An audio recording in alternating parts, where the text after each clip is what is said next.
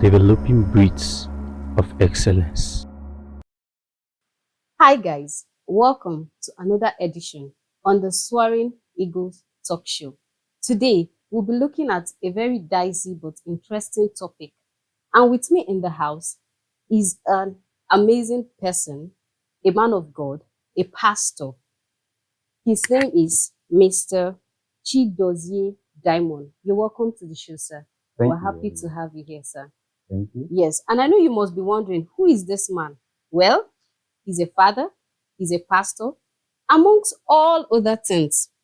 He's a passionate disability advocate dedicated to faith-based leadership, emotional well-being, and inclusive community transformation. We're happy to have you once more, sir. Thank you very much. All right, without wasting much of our time, let's dive into the topic. Today, we'll be looking at addiction. We all know what addiction is. We've heard of it. It's a common phrase used around the globe.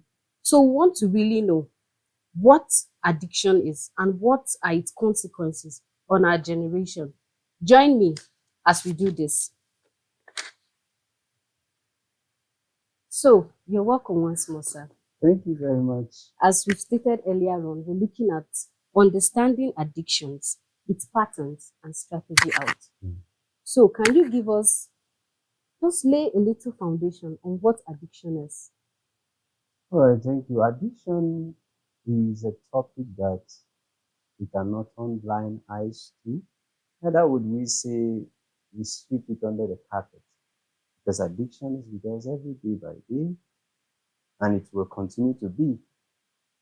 So, to define addiction, I would say addiction is a behavior that gives temporal pleasure or temporal relief, which has some consequences. So, but despite knowing the negative consequence that comes along with such practice, the person or the individual is unable to stop that very practice. So that's exactly addiction. Mm. Thank you so much for that. There are so many misconceptions today in the world about what addiction is. So can you give us few misconceptions about what addiction is? Some misconceptions generally about addiction. There are some people that believe that addiction is hereditary. Any person you see addicted had either gotten it from his parents and all of that. So those are some misconceptions that are not actually right. And another misconception is the fact that some people have concluded that people who had come down under the serious challenge of addiction would not be able to break free. That's a wrong conception completely. So I think and several other misconceptions generally around addiction. And for the fact that addiction is, it's several things have been said about addiction, either that happens physically. Some people don't attach addiction to some spiritual connections as human beings.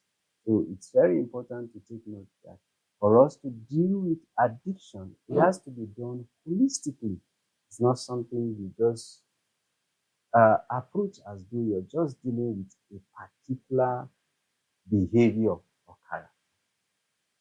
Wow, thank you so very much for that answer, sir. So you've now made us to understand what addiction is and want to know what are the root causes of these addictions. Yeah, there are several root causes to addiction. Some root causes can be pains, it can be discomfort, it can be negligence, and even abuse. So people had been subjected to a particular situation, or they were deprived something, some privileges that other people had. And so as a result, in a bid to be able to redeem that very pleasure, that very comfort that the person had lost, the person goes or indulges into some substance that can enable the person that gain that acceptance, gain that comfort, and to be able to escape the pain.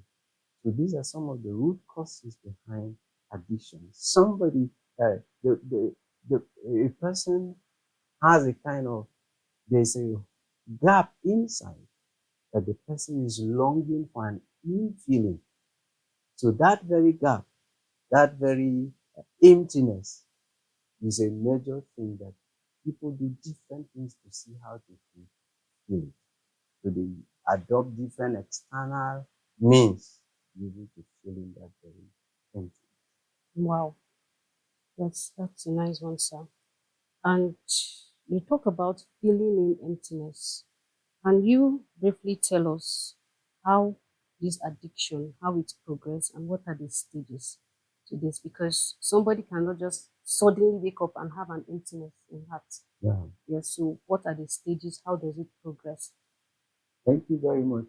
So just like I had laid the foundation of the root causes behind addiction, you know, just like you mentioned, maybe a child was neglected, the child had to, struggle his or her way through life, and as a result, is seeking acceptance, is seeking endorsement, and all of that.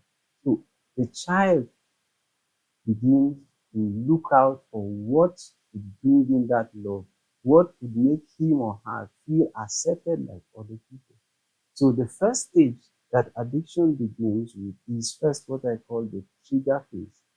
So there is a trigger, and that's the root causes we just mentioned here. The trigger here can be pain, can be abuse, can be several other, depravities that would necessitate a kind of pain feeling that would require a kind of a gap to be filled, because there's already an existing gap because of this pain. So the person is trying to see how he can fill up that very gap. So that's the trigger stage. Now, when the person gets to that trigger stage, it comes to the phase of obsession. And when we're talking about obsession here, it has to do with the person being fixated on a particular substance that he or she feels can give him that relief. And then you see maybe the child or the person will try alcohol, or could go on to try cocaine, drugs, different other things to see how he can get that relief. And so the moment the person does that and happens to find that relief for a short period, remember the definition of feeling, temporal pleasure, temporal relief. Once the person gets that, he feels, wow, oh, this is okay. I've been able to get what you people are depriving me from getting. So from this obsession stage, it moves on to a compulsion stage. Now, in this compulsion stage, that is where the, the person, the individual, begins to be consistent in this very practice. The person goes on from this level to another.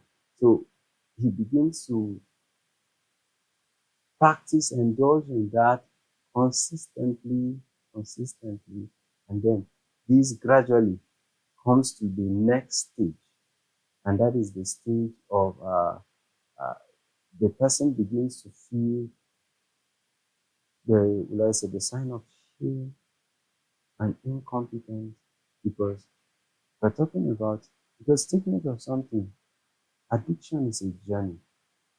So from this trigger, we're not talking about just one day. It spans from one day through a week, months, and even to years. And then the person over time sits to evaluate himself, only to discover that I've indulged in this thing for a while, and yet it's still not giving me what I am looking for. Then the person begins to feel there's a sense of shame, there's a sense of guilt. Why am I still doing this thing? Since still the pleasure, the relief that I am seeking, I'm still not getting. I just get it a little while and then I am back to the same situation. And now I've still not moved on. Other people have moved on, and I'm still in a circle. To that very shame, that's the stage, that's the fourth stage, isn't it? The person comes to a stage of shame. And then the fifth stage, I would say, the person, it becomes a kind of, the person comes into an escalated phase. Mm. And this is where the practice becomes, the usual practice will no longer be sufficient enough to give the kind of relief that was given before. So what I mean by that is that very person, the 1 minute or the dose of drugs, of alcohol that the person takes before and feels high or feels that excitement no longer gives him that excitement. So he will need an additional dose. He will need more of it. And remember, from that compulsion, he or she had gotten used to that very substance, used to that very uh, behavior, and so it becomes a serious challenge dropping it. So at this escalated stage, the person's will is no longer, so he or she will have to go out to get that substance so as to be able to get that relief, that acceptance, that freedom, that joy he or she is looking at. So these are various stages addiction actually takes. So it's a journey. We must not forget. Addiction is a journey. So from this stage, would you say that everyone in his or her point in life has been addicted? Yeah, I may not completely say has been addicted, but would say that at different points in time, people had come through phases that would have led them or ended them in state of addiction. So it will actually be, I feel it will actually not be right to draw a conclusion that everyone has been addicted. But I would agree it should be a fact that should be accepted that everyone have had one trigger or the other, one reason or the other to practice something. But some people at the trigger stage were able to manage the situation. But then the journey could not continue. But as long as the journey is progressing, definitely addiction becomes inevitable. Thank you so very much, sir. So, Pragmatically now, can you tell us if you as a person, I'm just speaking pragmatically, that you've been maybe addicted to one thing or the other, because you've made us understand that addiction is not only, I say, it's not just based on maybe drugs and all this. You can be addicted to, like some people are addicted to reading books. Yes. So can you give a clear-cut example of your life if you have ever been in such situations, sir? yeah, thank you. Actually, at the moment, I can't remember any particular one that I can be able to cite. However, I could point out some triggers at some point that I think God helped me to be able to manage it. Particularly is a case of meat. You know, there came a time where every meal that I am given, I'm not comfortable if there's no meat. Wow. So it became an issue that I initially never took it to be something serious or a kind of behavior that is gradually moving towards an addiction. So, but the moment I came to such realization to some extent, then I had to, be intentional about some disciplines.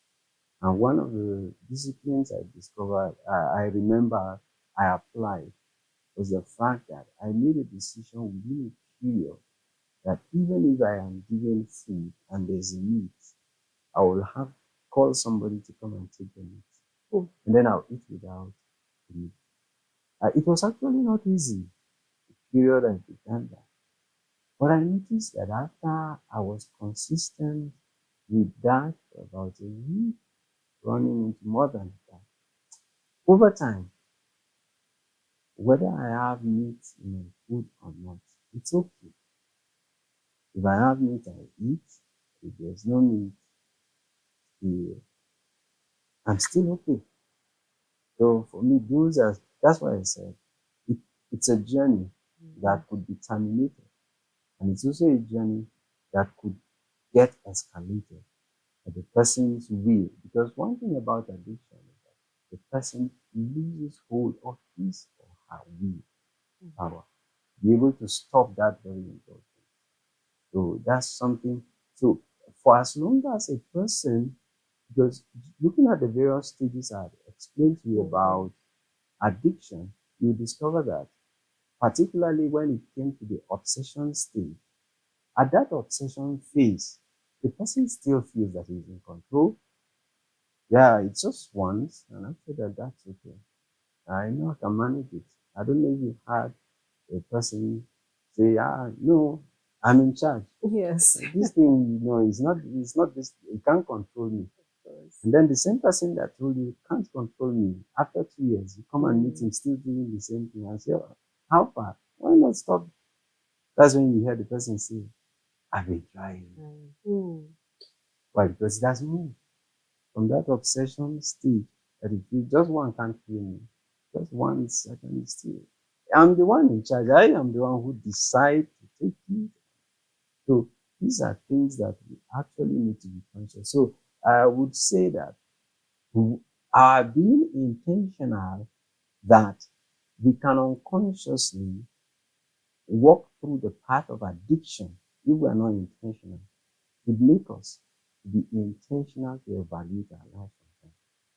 What are some of the things, besides substance, what are some of the behaviors that are gradually becoming, consistent?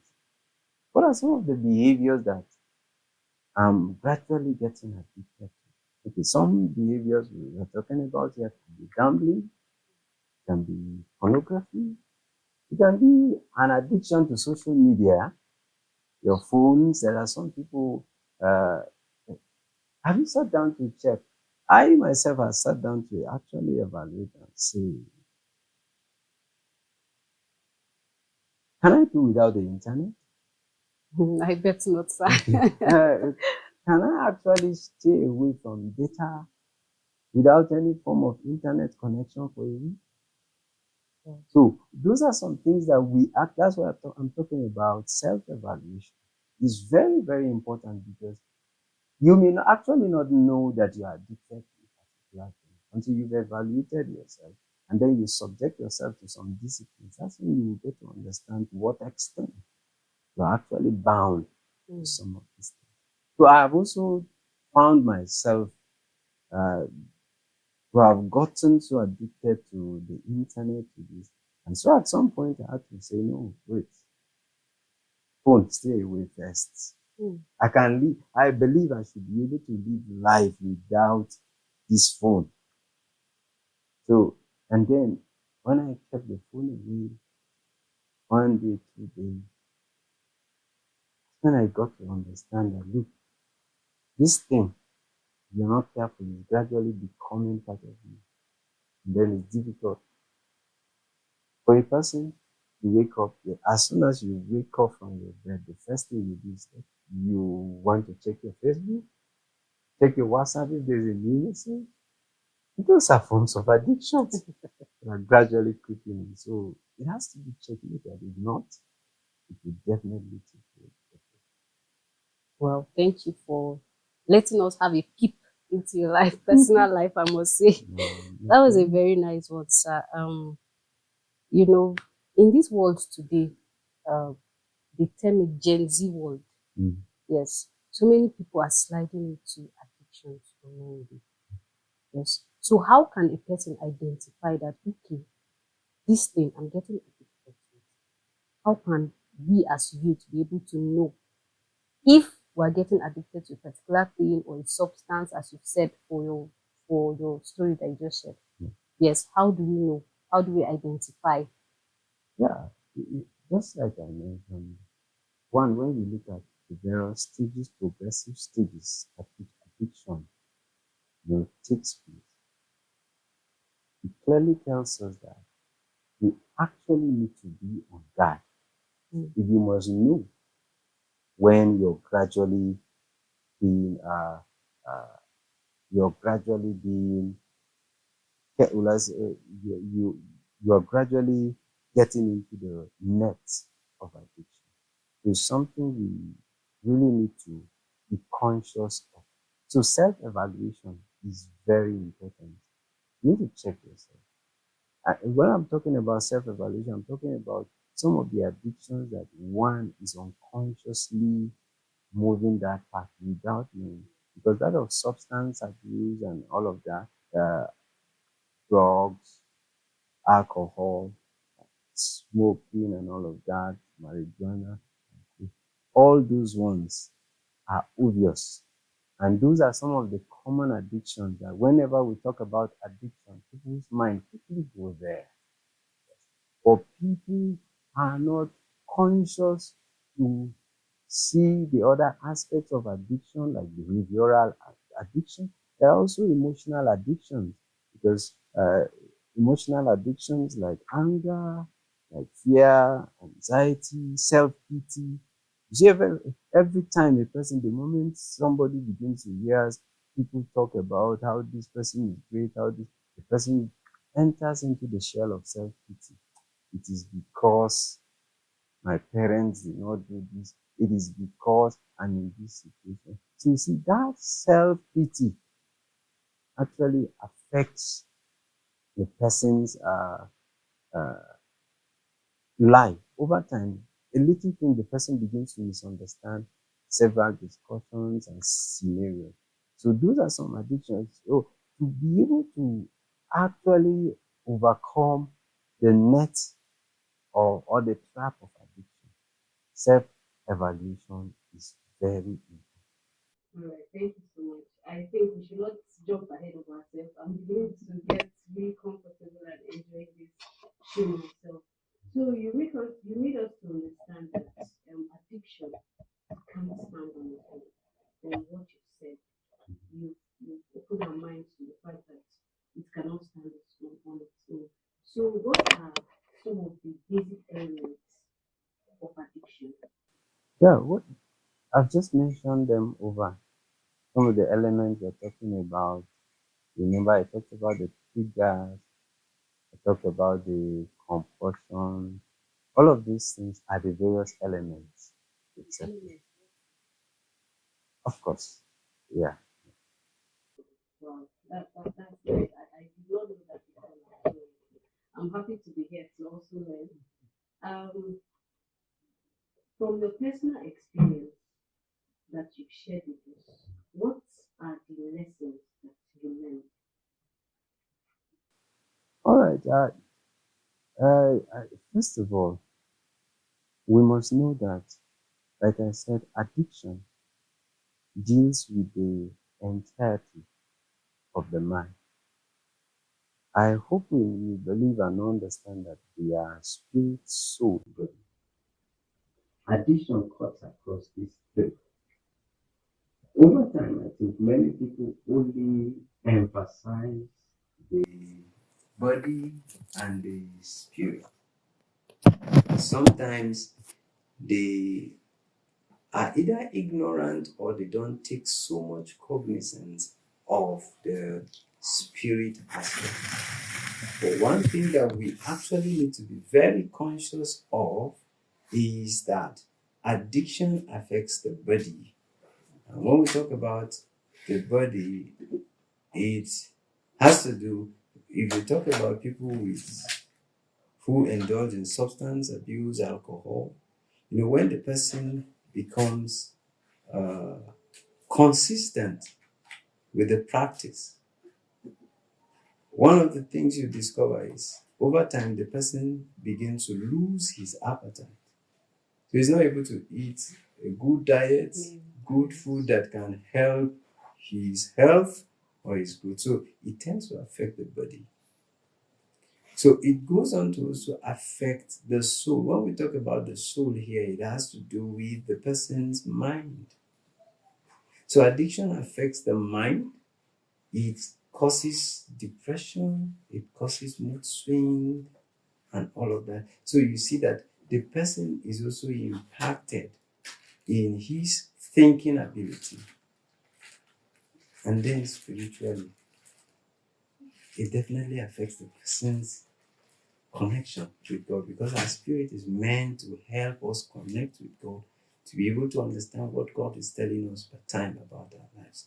So, talking about myself, some of the lessons I've learned, I think talking about the need for self evaluation can never be overemphasized, because for as long, the Bible also says that he who thinks he stands, let him take heed lest he falls.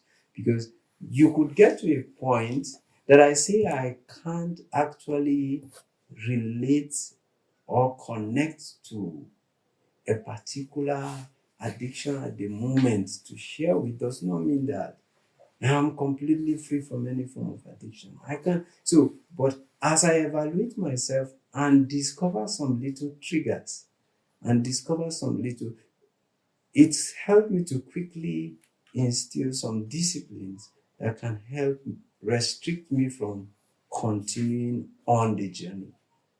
Because the moment you set yourself, or you happen to find yourself on that path, if you don't stop the journey, you will continue to a point where you are no longer in charge of the journey, but the journey is in charge of you. So that's actually something that we must not get to that stage. Yes. Thank you so very much for that answer. So I would love to know how we can work together to reduce, stigma and shame that is associated with addiction. Because whether we like it or not, in this our dispensation, there are some people that have this addiction and then they are being scared, or should I say shamed for it. So how can we work hand in hand to make sure that they come out of it? I think, first of all, people generally need to understand that we need to be first empathetic of people who are battling addiction. And why did I say so? An addict once told a doctor, he said, I am not afraid of death, but I'm afraid of living. And then the doctor to probe in further to understand what he meant by that. And what he meant actually is that for the fact that I have found myself on this path, I know that the ultimate result is what? Death. So I'm not afraid of dying, but I'm afraid of continuing in this journey. I'm afraid of every day the fact that I don't have any option than to fight this battle. So I live a life of daily battle that I am not too sure of the outcome. I have seen a young man that had become so addicted to alcohol that he was actually plumping, but he so got addicted to a point that he was almost a shadow of himself. He was admitted for a period in the hospital and was told not to go back. That's when he was discharged. Make sure you don't go back to the alcohol that has actually brought you to this point. So, yet the person, even after that, After he came out, after 1 or 2 days, Mm. I still found him in the company of his people there. And then when you see him, I already knew that with the way this person is going, you know exactly what will be the resultant effect. After a few days, I heard that he was dead. He just fizzled away just like that. So when the society first understand that this very person is battling that challenge of addiction, he's not comfortable with where he has found himself. He actually needs help. Then society should not stigmatize him or her. So there shouldn't be a reason to look at this person's life is useless. No, if you know how much he's crying to come out of that, he's craving freedom and liberty, then we'll know that it will actually be unfair to say that this very person is useless. So what we need to do is to see how we can be a support for the person to first understand that you're still loved. This very initially you felt you're not loved, you feel you're rejected. So society should not confirm to the person that he's actually useless, he's actually rejected. But the society needs to make him understand that we love you. We actually need you. We know you can be able to come out of this situation. We know that there is a better part of you. There's a beautiful dimension of you that when God helps you overcome this challenge, that very beauty would be celebrated by all. So when they get to understand this, it makes their struggle or their battle easier. It makes them have hope that it's possible. Because one of the major challenges any people who are addicted actually face is the fact that they are faced with a serious challenge of conclusion that they can't come out. Reason being that they have tried over and over to stop that, but yet they still find themselves going back into the same thing. Several addicts every year go on, have their New Year resolution. And after a New Year resolution, they're able to stay away for 1 day, 2 days, three, and before you know it, they are back in. So these are some of the things that are usually very common with addiction. So if society, I think one of the major things is society needs to understand actually what addiction is. They need to understand the state at which the stage these people have found themselves and the battles they are going through. And with that, we can be empathetic and give them room to be able to come back. Yes. I think I've stayed with a person who was battling drug. He was brought, to a church premises, stay so that he will not go to take this substance. And the guy showed that, expressed the willingness to truly come out. I'm tired of this thing. I want to bring this thing to an end. And after staying 1 day, 2 days, 3 days,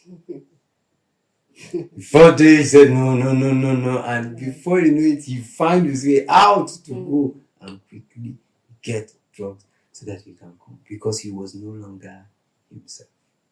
So these are some things. And one other way to help, like those who are consistent with substance abuse, if they can be taken to, to the hospital for kind of detoxification with some of those drugs and all of that they have consumed over time. Once it is reduced from the system, the ability to resist it would would be enhanced. You understand? So those are some of the things. Because looking at, one of the things I don't think I don't know if I did mention that. One of the things that addiction does is that it rewires the brain. There are neurochemicals that are released in the brain, the dopamines and endorphins. These chemicals are chemicals that give that kind of excitement, brings that joy, relieves that pain temporarily, that the person feels that all is well. So when these neurochemicals are released, it tends to, over time, the release of these things that was supposed to be done naturally when issues come, but it had been subjected to a particular pattern. So it rewires the brain that what naturally will excite people don't excite this person. So it has to be this very substance, it has to be this very thing that would excite the person. So this rewiring of the brain are some things that also tend to affect the person emotionally. So when you look at it though, like I said, addiction cuts across the entirety of man. And so it's something that society needs to understand and to give them room, give people who are addicted room to be able to come back to themselves and to realize and to come out of their addiction and pursue their purpose in life. Thank you for that answer, sir. Yeah. So you made mention of people visiting the clinic or hospitals, as we call it, to get some substance injected in them. We live in a world whereby some doctors, sorry to say, might have more pressing issues than to sit with someone that is addicted to say, please, I need this and I need that. So personally, what are the strategies that you would recommend for someone going through addiction? Now, first of all, I think one of the grounds, like we talked about, root cause to addiction, some pains, rejection, and all of that. One way to be able to help a person going through addiction to come out is that the person needs to find a safe space to be able to fully express himself. The person needs to understand why he or she is behaving the way he or she is behaving. And so once the person is able to understand this thing, it will help in the person's decision. And what I mean by that, that's why we talk about trauma healing. The person is giving room to express himself.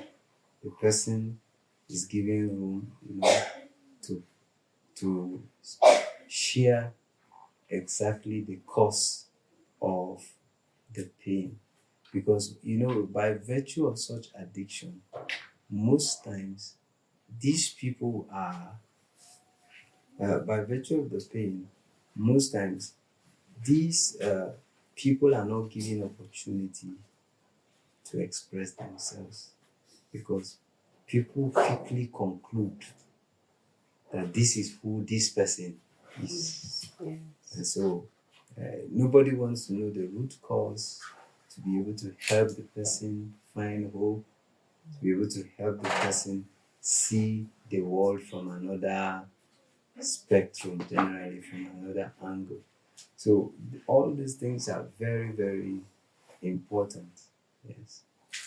Okay. So thank you so very much, sir. I know that there are so many people, teens, youths, young adults, they watch this show, and I know that so many of them have or are currently struggling with addiction.